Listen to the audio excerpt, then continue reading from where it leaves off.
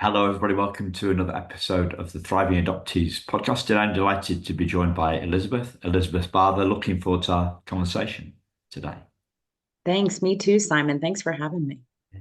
You're very welcome. Very welcome. So, to what extent does this word healing, to what extent does that resonate with you, Elizabeth?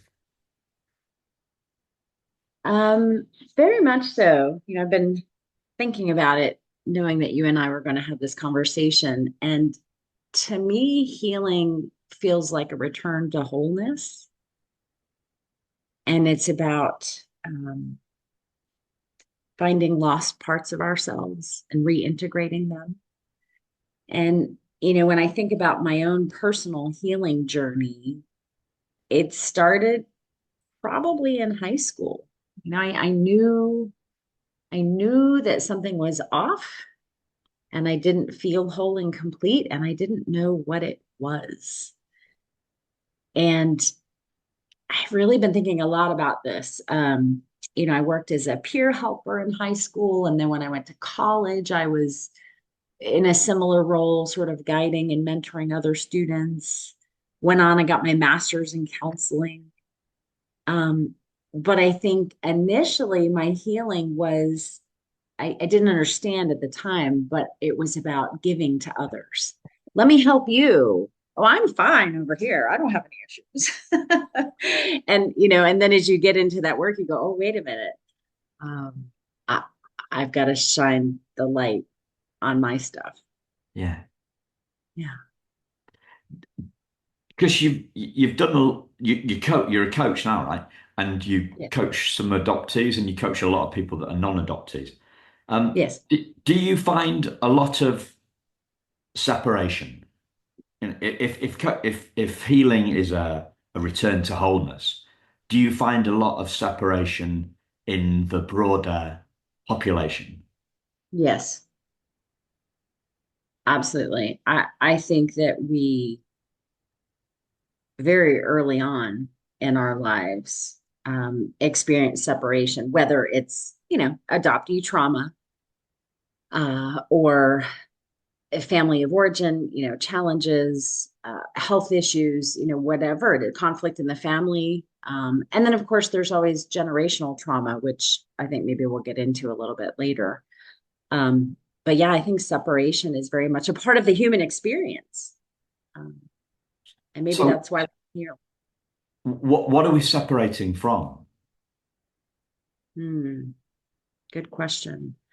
Uh, I think we're separating from self, we're separating from source, we're And separating from community.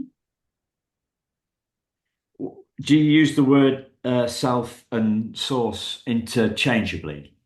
No, No. no. To me, a self is sort of our soul or our spirit, and source I think of as God, force, energy, our creator, the universal energy. Okay. And how do you differentiate between those two? Between spirit and create and energy, universal energy. And self, yeah. Well, I think about it in terms of, I think we all come here. I think we incarnate to have an experience of the divine and have our own unique expression of the divine. And so to me, it's like myself or my soul is like my personal blueprint, my personal journey. Like what did I sign up to? What's the curriculum I signed up for in Earth School? Might be one way to think about it. Yeah. So the self is the personal, but the source is the universal. Yes. And what do you think you signed up for? I joke with my best friend. We say we signed up for a triple PhD here. Um, that's a really great question. What did I sign up for? I think I signed up to learn about love. to learn about love of self, love of others, love of spirit. Um, to me, that's like the universal thread. That's what binds us all together. Who cares what we look like or our backgrounds or our political beliefs or whatever, but love is that common connection. Yeah.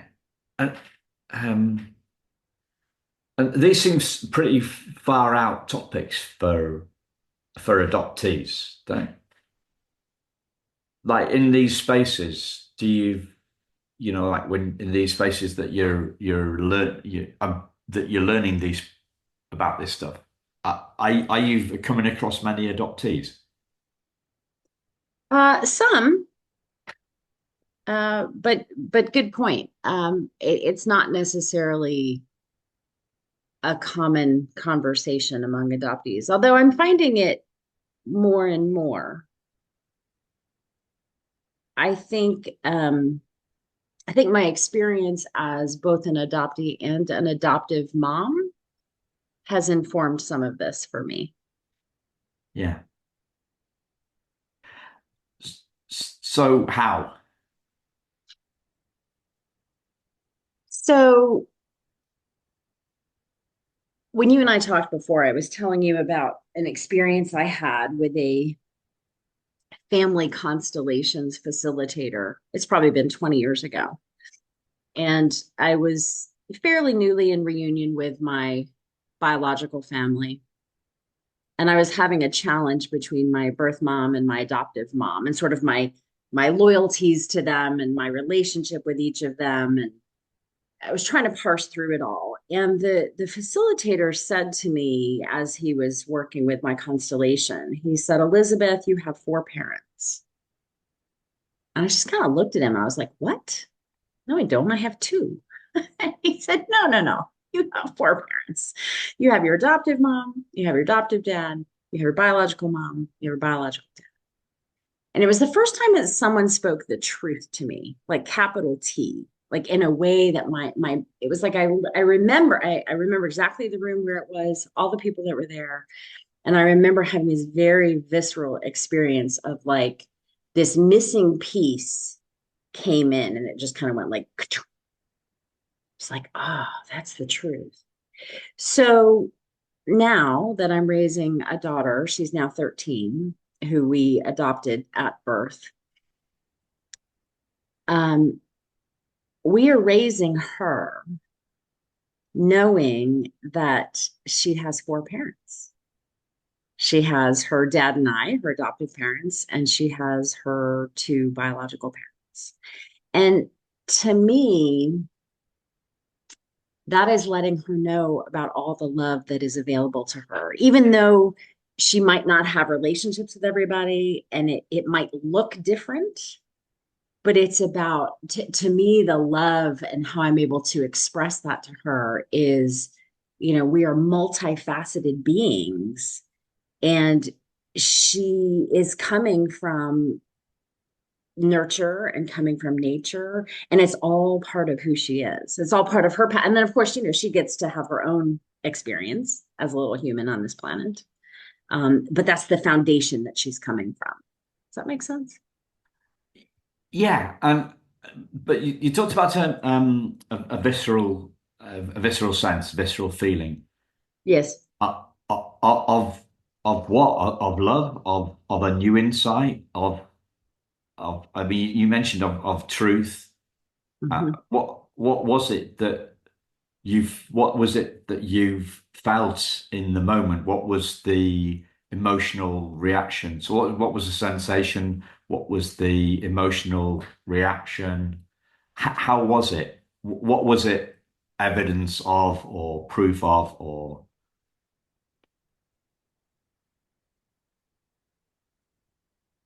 I think it was relief. I think it was relief. It was clarity. It was like, oh, I'm not crazy. I mean, I think I've spent so much of my life as an adoptee, and I've talked to other adoptees about this too, feeling and I don't really like that word crazy, but feeling other, feeling alien, feeling displaced, feeling like I didn't belong. And there was something about that new knowledge or new information or new understanding that it was kind of like, you take the Venn diagram and it's taking the two circles. And it was like, instead of being two disparate circles, they finally overlapped, you know, and I was in that middle space, like, oh, I'm from here and I'm from there. So it wasn't an either or, it was suddenly a both and. Yeah. So it was at the end of a denial then, in some respects, you'd felt torn. You'd felt torn between, well, you felt torn between two sets, but Yes. the two different sets had different weightings for you or something. I mean, was that it? I mean, Well, and it's interesting listening to your question because it's hard to find the language around this, right? oh Like, yeah, yeah, and I think that is what is so unique about the whole adoption experience, and certainly the adoptee experience, but defining the feelings and emotions and experiences are is really complex.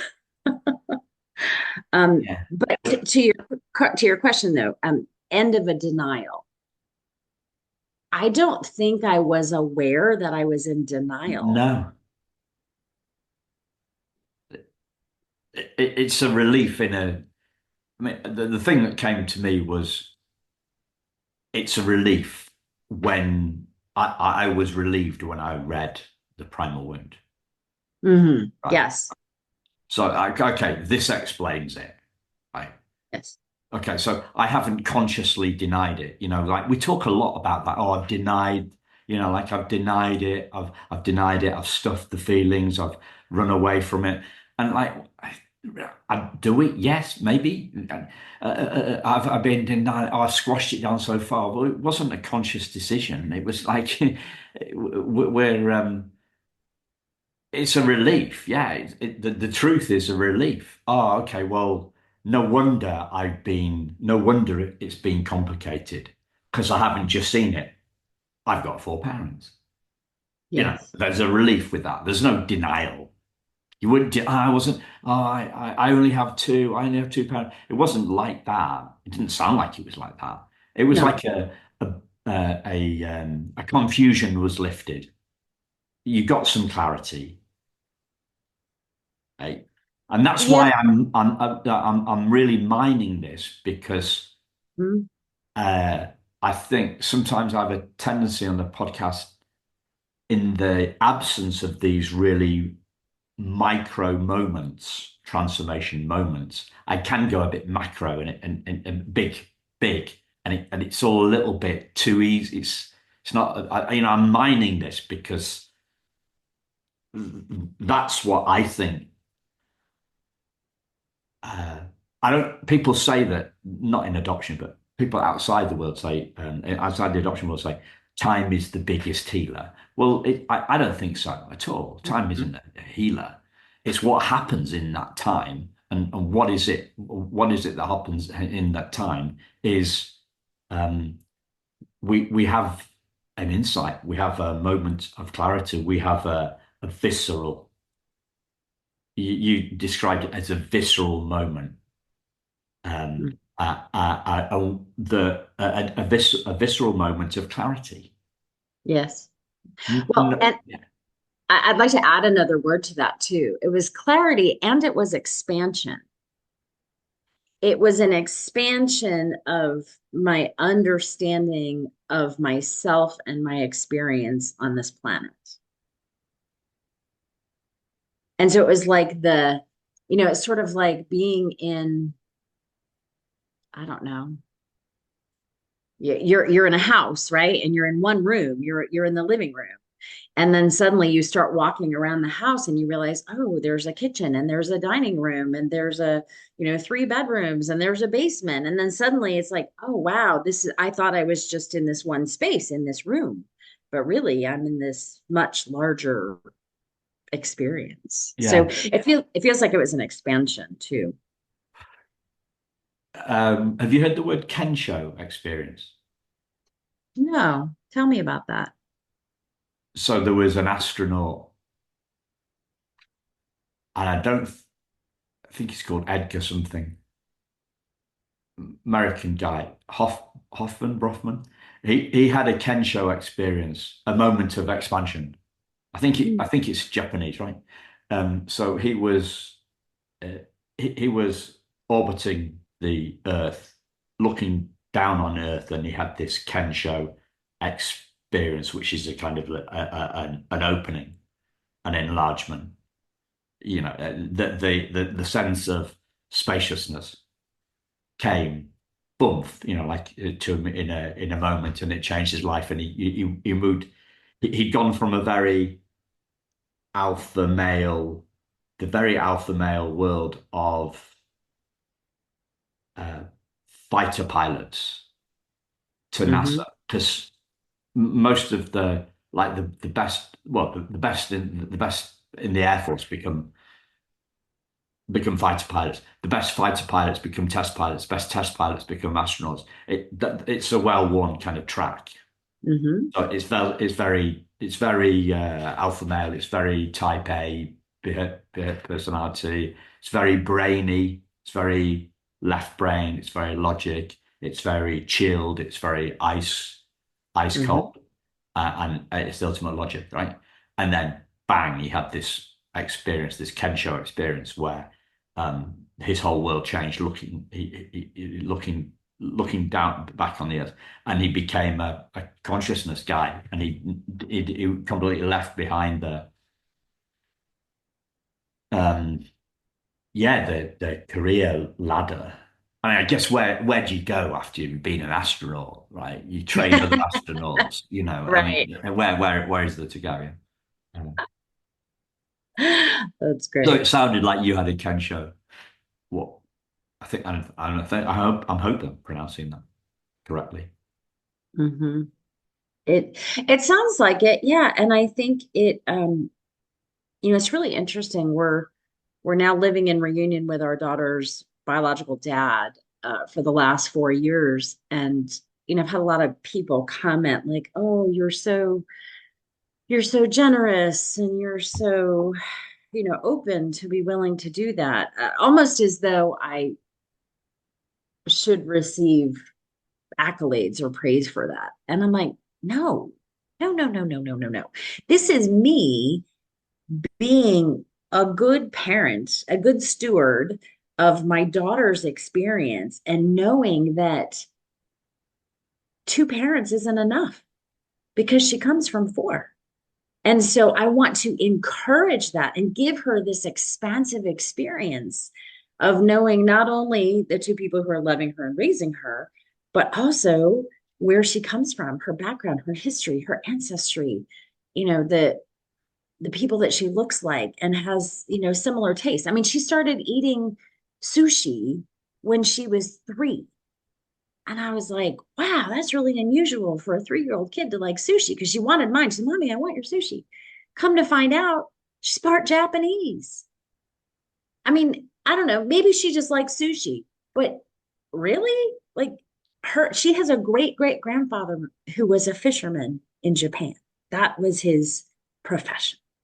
So I gotta think that there's some genetic ties to. I've heard that from similar things from particularly from Asian adoptees when they go back to South Korea or somewhere, and the food they take to the food.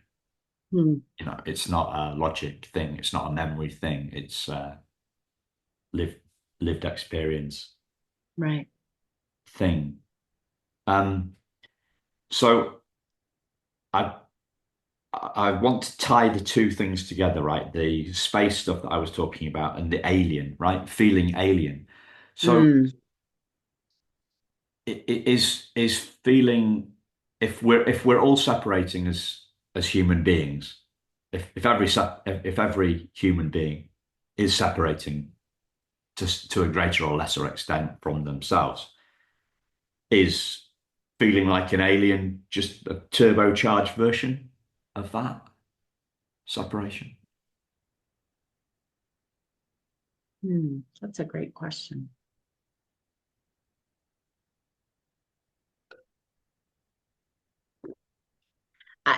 My gut response is yes, and I don't know what it's like to be a non-adopted person. No. So I would have to ask my non-adopted friends and say, do you ever feel like an Yeah. alien? Yeah. It's not typically language that other No. people use in my experience, but I Yeah. could be wrong. Do you feel like an alien anymore? No, No. no. And that's, I'm 54 now. I was 29 when I met my biological family, and I met my birth mom, my birth dad, and 11 brothers and sisters.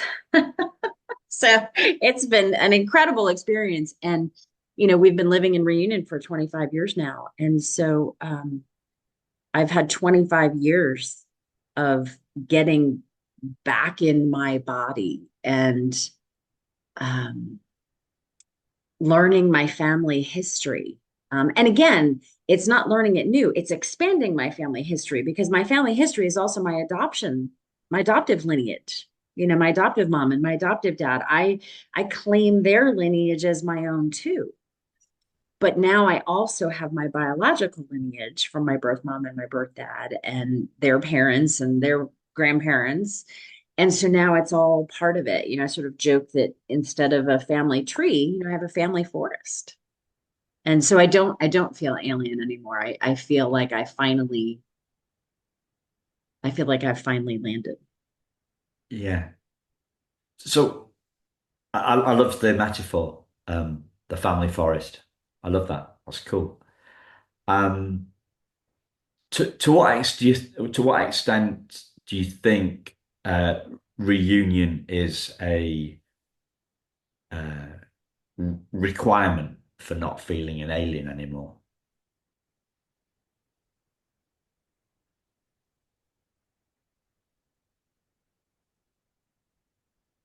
For me, I think it was everything. Um, when I think about the biggest days of my life, um, when my daughter was born, when I married my husband, um, the biggest, most important day of all was the day that I met my biological mother. It was April 13th, 1999. I'll never forget it. Um, so for me, I do think it was a requirement. Is it for everybody? I don't know. I can't speak to that. But that primal wound, as you referenced, Nancy Barrier's book, um, it's real. It's very real. And what is it in respect of the things that you've been talking about in terms of um, finding lost parts, reintegration, love, all that sort of stuff? What do you think the primal wound does?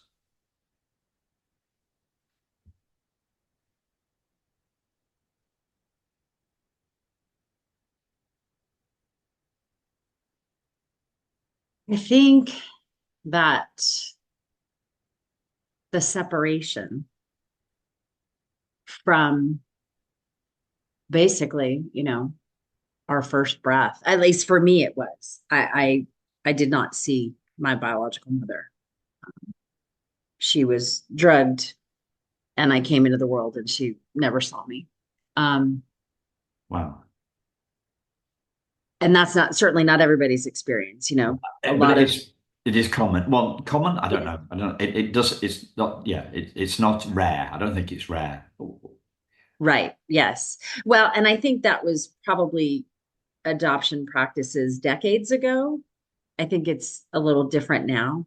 Like our daughter's biological mother was in the hospital with her for 2 days and held her and fed her and got to spend time with her before she chose to place her for adoption. So, um, yeah, I do think things are different now. But so I think to that question about separation, we know that babies, when they come into the world, they are connected to the mother's voice and her smell and her touch, because they've spent 9 months in the womb and in her body and sharing cells and blood.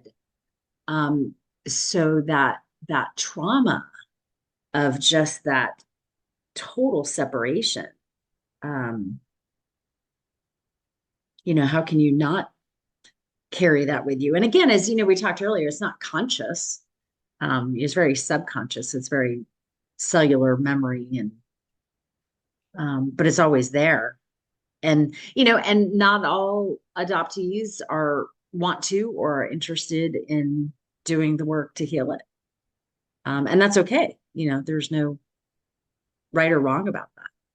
But I know for me, my personal experience, I think I always knew there was something wrong, different, missing, whatever. And I knew I needed to heal it. Yeah. So, because um,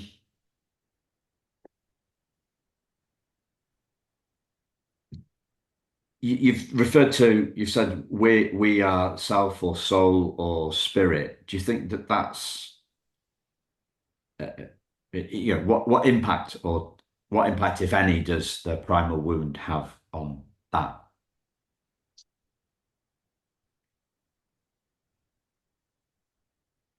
Um, well, if I look at it in terms of what we were talking about earlier, sort of, what's my curriculum here on Earth? Um, I would think the primal wound then was a catalyst for, that separation, was a catalyst for me to be on this journey of self-discovery, reflection, inquiry, search for wholeness, all of that.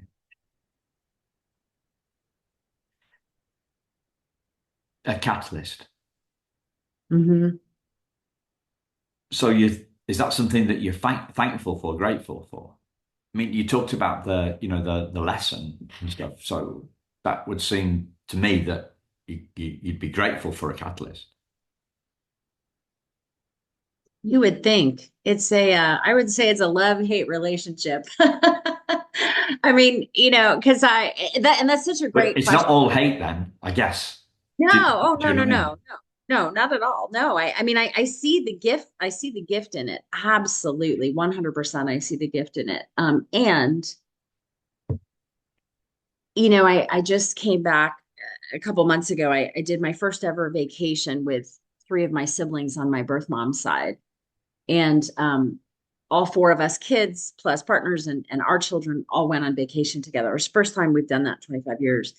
And I came home from that trip and I cried for 2 days because I was so sad that I hadn't grown up with them.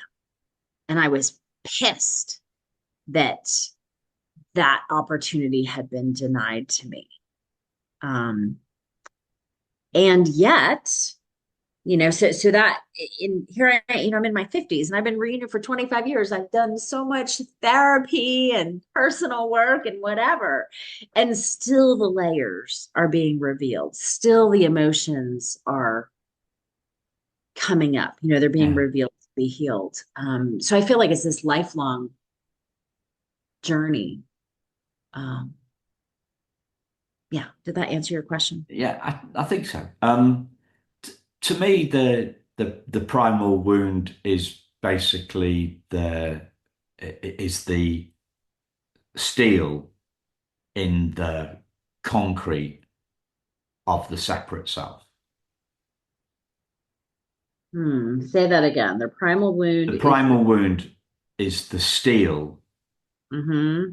in the reinforced concrete of the Yes. separate self. So if you're not adopted, you have a separate self, That's right. right? And it's made of concrete. But um, if you're adopted, it's reinforced concrete. Mm, Um, it's a but great the analogy. but the that sounds like bad news. But the good news is the separate self isn't who we are. Right. Well, have you heard that acronym for separate self? To me, sounds like ego and sounds like the acronym for that Earth Guide only. Have you heard that? I haven't heard No, I this. haven't. I Earth love Guide, Earth Guide only. So we think that we are our separate selves, right. and the primal wound it is it has made that thought a belief, a reinforced. So it takes quite a big demolition crane, right? Like, what do they have? What do they call those? The balls on a demolition crane? Yeah, the wrecking ball. The wrecking ball, right? Yeah. It takes a really big wrecking ball Mm. to demolish the reinforced concrete. Do you use that term in the US? Reinforced concrete. Does that make any? Uh-huh. Yes. Yeah, Yeah, okay. that makes So sense. it's not just a UK thing. So it sounds like to me that what happened to you with the I don't know with the four parents thing was that did that no maybe not actually I don't know were there other moments that have blown your healing wide open were the big healing moments where the separate because the separate self dissolves, I guess. Hmm. Um,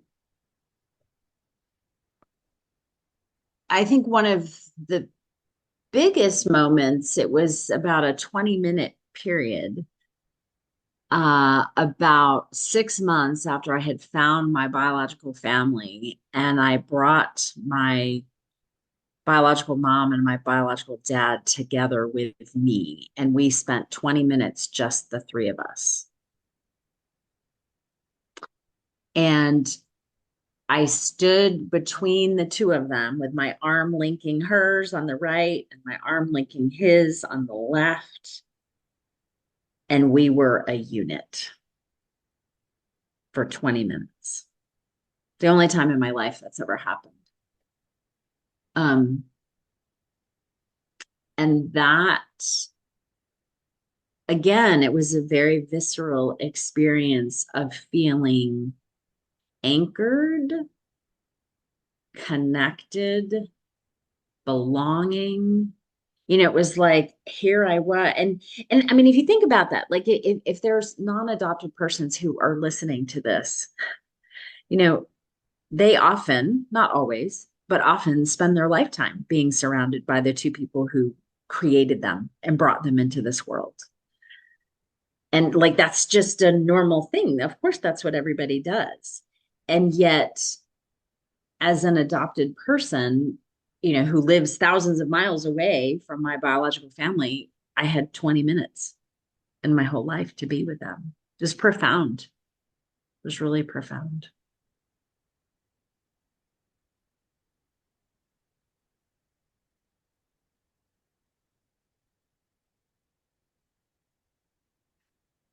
Uh, how would you define love then in this sense? Because she talked about your curriculum being one of the things that you said first about your curriculum was to learn about love. I love how you bring all these things back together, Simon. Well, you Um, said universal thread, right? So I'm just yeah, using threads, right? yeah. No, it's great. You're weaving the threads together. It's wonderful. I That is such a great question because in that moment, like I can close my eyes and be in that moment with the two of them. And there was so much love. Um, and what it looked like was forgiveness and acceptance and apology and pain and grief and joy and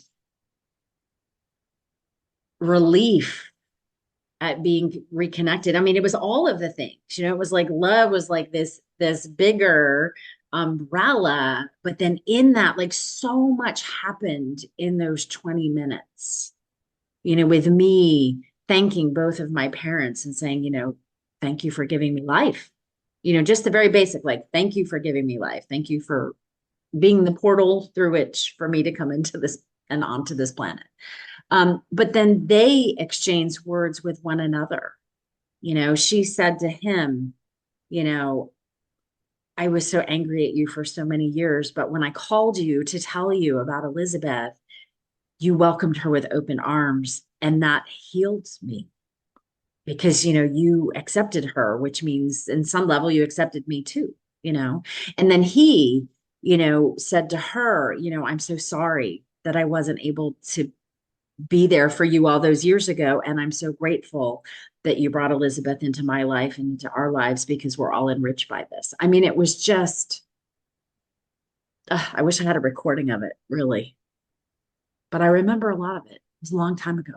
Yeah. So I'm going to have to break in with a bit of my story here because Yes, please do. otherwise, if people are listening and there's no hope of reunion on the cards, right? They're going to Yes, think, well, I can't heal if I can't reunite. that's right. That was the question behind that was the question behind or the thought behind a question that I asked about 10 minutes ago. So, Yes. have I told you about reading the letter from my birth mother? Have I told you about that? Tell me again. Okay. So the coming out of the fog moment is happens when I'm 40, and it's to do with finding out the teddy bears from my birth mom. That's right. Okay. Mhm. And the teddy bear is an effing consolation prize from somebody that didn't love me enough to keep me. Yeah. Right? That's those were the words that came out of my mouth. They were challenged by the person that I was talking to, and I saw them as incorrect. I'd never thought those thoughts, said those words. As soon as they came out of my mouth, they were challenged by Sarah, the woman I was talking to, and I saw the that those thoughts were incorrect. Okay. 8 years later, I get my adoption file, and in there's a letter from my birth mother to the social worker. Sorry, listeners, if you heard this before. There's a letter from her to the social worker 4 days after she handed me over, placed me, right? February 1967. And it's all about the teddy bear. And as I read, I'm getting the goosebumps now, right? Yeah. I can see them. Uh, not great on a podcast, but great on video. Yeah. Sorry, listeners. Um, I feel the desperation of her predicament. Yes. I feel her love for me. I Yes. realize as the tears streamed down my face that the teddy bear was not an effing consolation prize. It was a symbol of her love for me. Yes. Mm. And I feel one with her. And I feel, as I now think about it, as I know what I know now, I now feel at one with the world, right? I'm not just at one with her, I'm at one with the world. So Mm. I'm in that what you called source. You talked about source, Mhm. God force, universal energy, universality. That's the moment that I hit that's the space that I touch. Mm. That's the feeling that I have. And that's, you've used the word visceral a couple of times. That's the visceral feeling that I have in that moment. Yes. And then, um, like a year or so later, I find out that she died. She died early in the early 2000s. So there was no reunion, Right. and yet there was that visceral healing moment. And there have been hundreds of healing moments, Mm. but that's the one that is uh, the most easy to explain and the most easily grasped and the most transferable. Right? Other stuff that I've shared with people are just like so you don't need to. In my opinion, right? Or no, my experience. I didn't need to reunite to um, for for the separate for me to see through the separate sense of me to universal God force or whatever you call it conscious. Yes. I didn't need to do that. And I've spoken to plenty of other adoptees who have touched that space, and reunion isn't a prerequisite for it, and neither is a letter from the birth mother. That's not a Right. prerequisite for it either. What I think is a prerequisite for it is being open, Yes. Yes.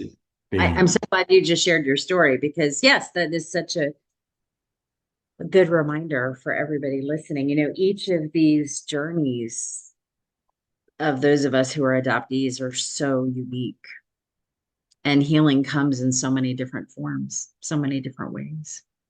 and I had a mind blowing somatic experiencing moment a couple of weeks ago.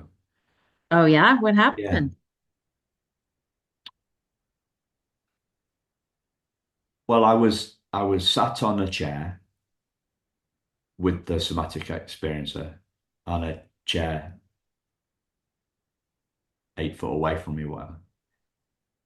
Um, and I wasn't getting into I wasn't getting into the zone. I wasn't feeling anything, right?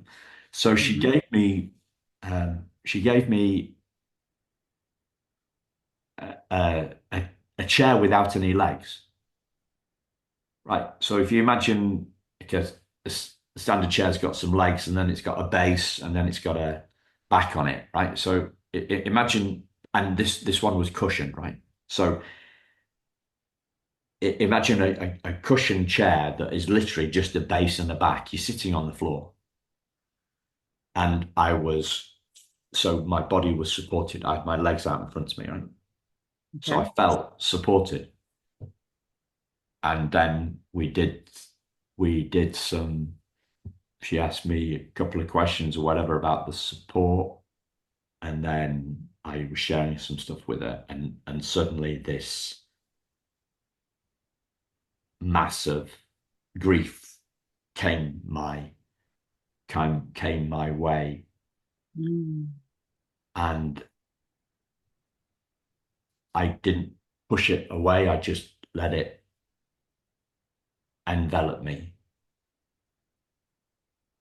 and then I started crying, and then the uh, Blanche, she's called the somatic experiencer lady. She she said, do you want a rug? You look a bit cold, and tears just burst open. Uh, Mm. the tears came. They went from a trickle to a flood about the gentleness and you could yeah that that little act just blew it away, but it was instead of trying to push the grief away, I was welcoming it in. And Mm, when it and it merged with me, mm, and it became me. mm, mm. And a couple of weeks later, I was trying to tell somebody about that on the podcast. Yeah, I was trying, and I was trying to get into the space. I was trying to bring up the grief, right? And I couldn't do it. I couldn't get to the place. I can't get to the place now. I can tell you about it in what seems as quite a visceral kind of fashion, but I'm Mhm, nowhere near that place. So mm, it's you talked about reintegrating. mhm. You talked about healing as what did you say? Uh, Finding lost parts and reintegration. I think, Yes. yeah. So reintegrating instead of fighting the feelings. And how many times have we heard this? It doesn't work. I did a little post on Facebook the other week. We never win in a fight with our feelings. We never win. Mm, right, The feelings always, always right. win. Well, and there's this saying about grief that, it doesn't go away. You just learn how to carry it differently. And that's sort of what I was thinking of as you were describing that experience. It was like, oh, it suddenly became integrated in you. And so you're carrying it differently. Your relationship with it is different. It's still there. It's part of you. Yeah. So as you were talking about the different emotions when you're holding locked arms with your Mhm. bio mum and dad for 20 minutes, Yeah. it was like the image that came to my mind was a, a light, a light going through a prism and bursting out into love going into prison. So you've got white light one way and just the rainbow of colors coming the other way. Like I'm not a Pink Floyd fan, but there's the Pink Floyd album. What is it? Dark Side of the Moon. That cover. It's light one way, and you so it's all love. Basically, what we're saying is all all feelings are love, even grief. Yeah. So universal being is all of us and all emotions. And it's like an all-inclusive, right? It's like an all-inclusive holiday, right? All emotions are welcome, Yeah. rather than uh, yeah, rather than a gated community where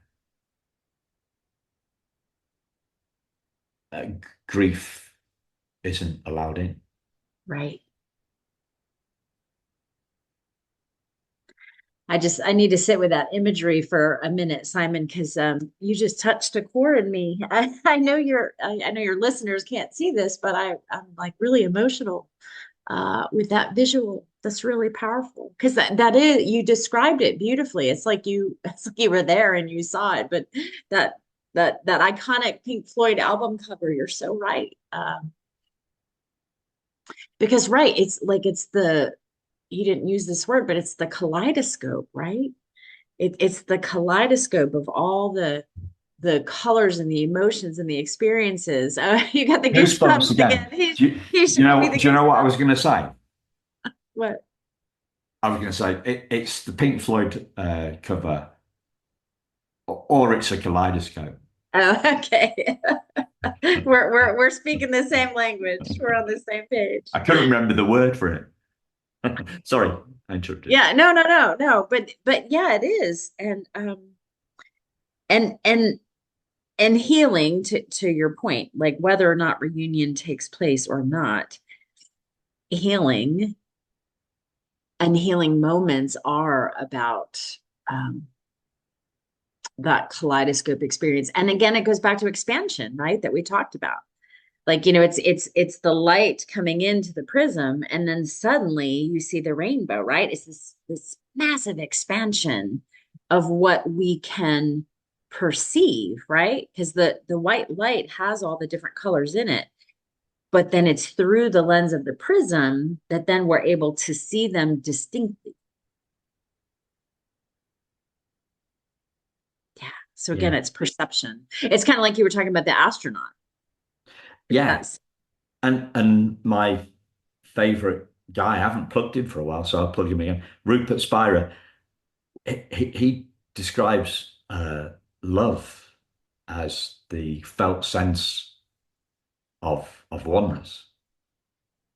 Mm, It's a lack of separation. It's non-duality. It's not two,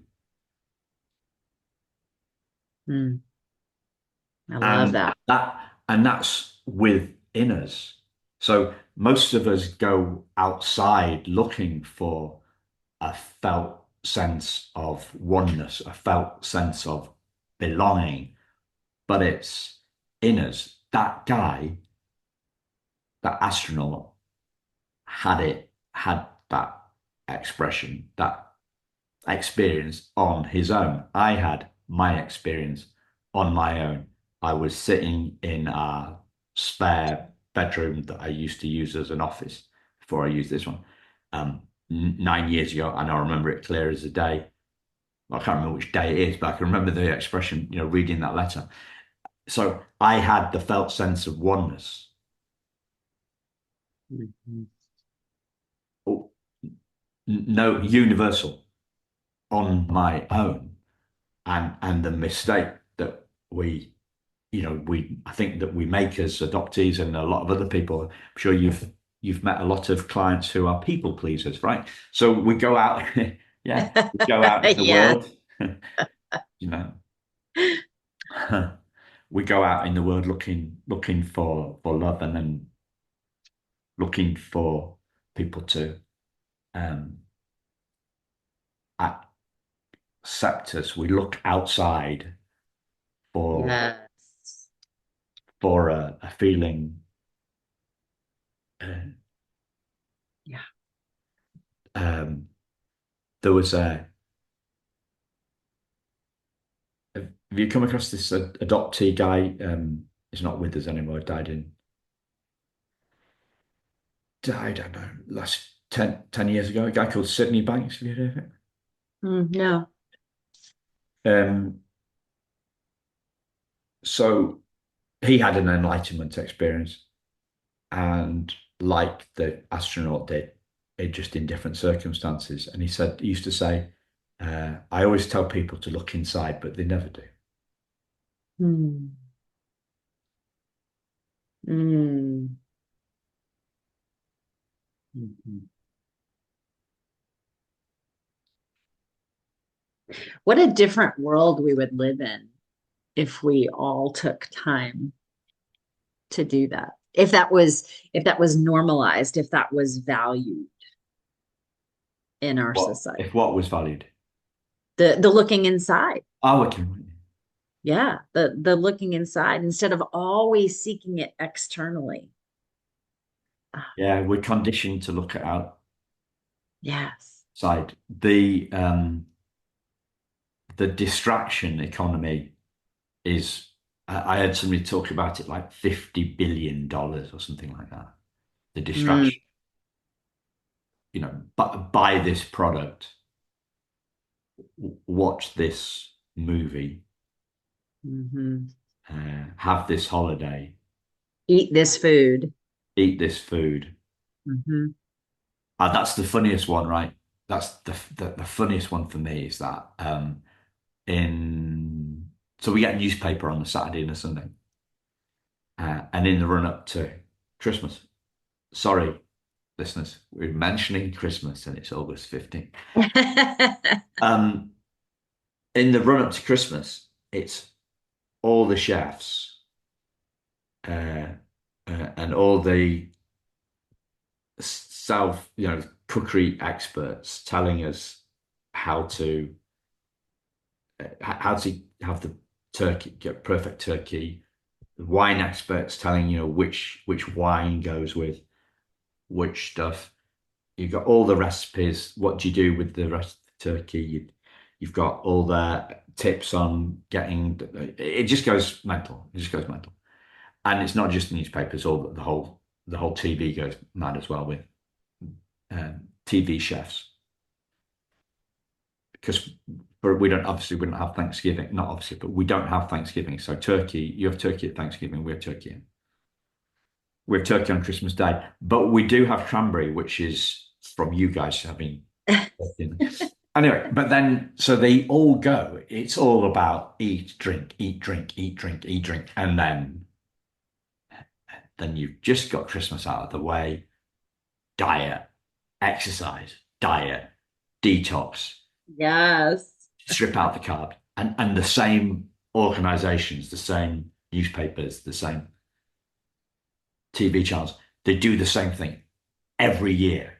Mhm. Tell people to eat and drink too much, and then they tell them how to lose the weight that they've encouraged them to put on. And that's the conditioning. That's part of our conditioning, and the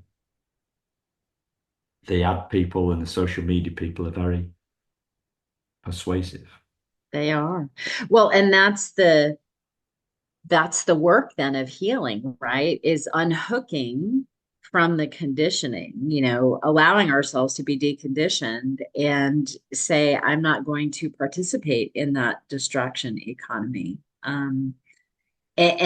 We're talking about a specific, I love that example of the holiday, but that's true in every aspect of our life, right?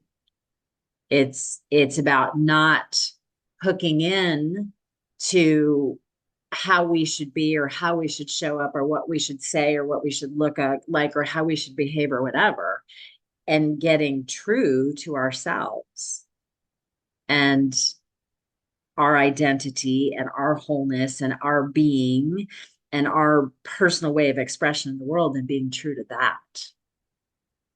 that core. I think about the steel you talked about earlier. We were talking about primal wound, just bringing this back. And you said, it's the steel in the reinforced concrete. And, steel is really strong. Steel is really resilient. And I think we all have that capability and capacity within us. We've just got to access it.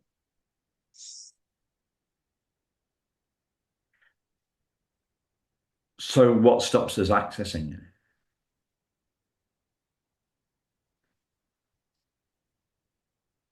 All the social media gurus telling us to eat and drink and be merry. No, what prevents us from accessing it? Fear, I think. Fear of, what might I find? Am I going to like this? Is it going to scare me? Can I handle it? We've been talking about some really heavy emotions, grief and loss and abandonment and trauma, all of those things. And it's really hard to shine a light on those things and to sit in those experiences for a while. Not that you need to stay and wallow, and they don't need to be part of your identity, but even to dip into them for a period, like you were describing being on the legless chair on the floor. And you dipping into that and engaging with the grief in that way, that's really brave work for you to do, Simon. Not everybody wants to do that or can do that or is willing to do that. um, but by creating a safe container for yourself with a qualified therapist who could help you, and being willing to do the work, you've had this big shift and another level of healing. So we've got to be willing to do it. We got to overcome the fears.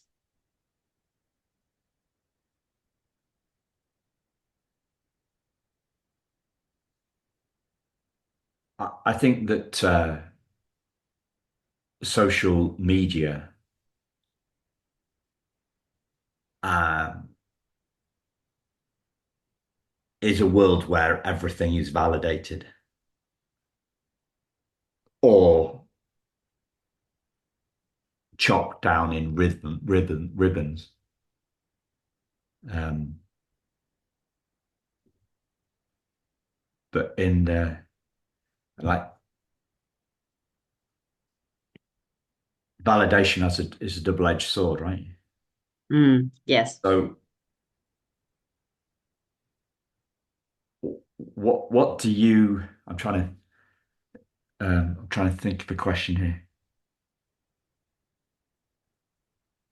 Where do you see validation or do you see validation on social media in adoptee circles and trauma circles? Do you see that? Do you spend any time in those places? Um, What I'm getting I, at? I'm actually just returning to that world now that I'm writing my next book, which is about adoption reunions. But I have not spent a lot of time in those spaces. There's an awful lot of validation. Yeah. That's not what coaches do, is it? No.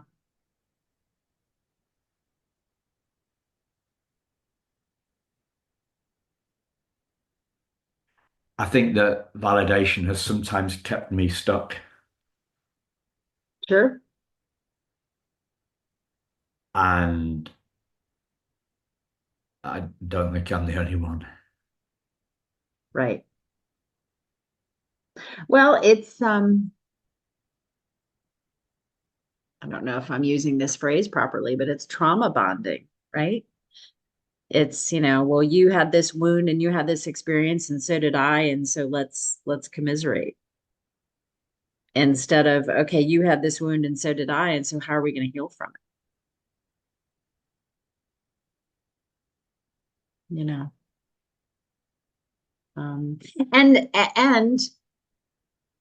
I think at different times of our lives, you're not always ready to do the work.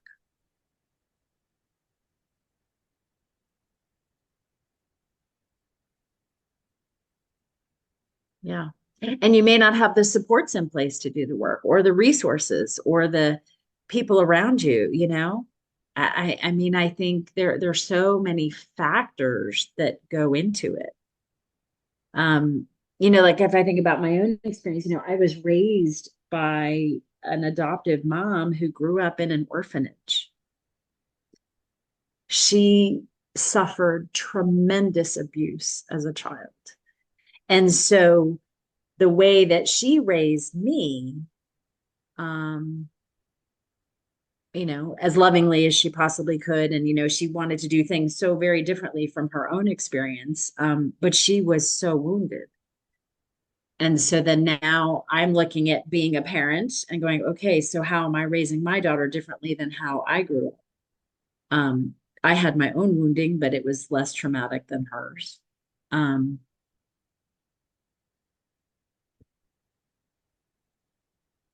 I don't know. I'm not sure I'm making sense, but there's so much to unpack with all of this, Simon. I feel like we could talk for, days. Uh, that'd be a long podcast.